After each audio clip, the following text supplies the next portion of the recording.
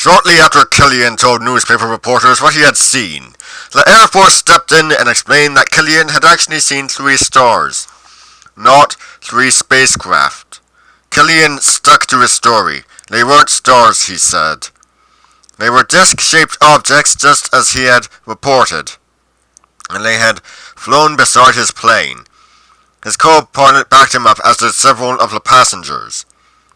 The Air Force scoffed at his story publicly. The argument grew bitter. Killian had his reputation and his professional standing at stake. If he was so blind that he couldn't tell the difference between stars and disc-shaped objects right outside his cockpit window, then he had no business flying.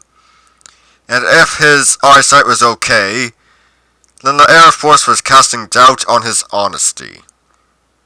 The argument reached the halls of Congress, and concerned congressmen suggested Killian be given a chance to state his position before a House committee. The Air Force backed off. Yes, okay, they said.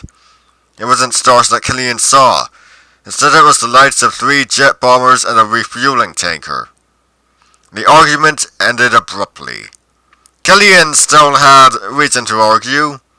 An experienced pilot shouldn't have that much trouble telling the difference between a refueling flight of standard aircraft and 3 so-called UFOs.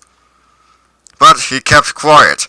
A spokesman of the National Investigation Committee of Aerial Phenomena later announced that Killian's wife had come to NICAP with the story that American Airlines had muzzled him, forbidding him to continue the public discussion. She said the Air Force had pressured the airline. Then, on September 13, 1965, a new group of sightings hit the headlines.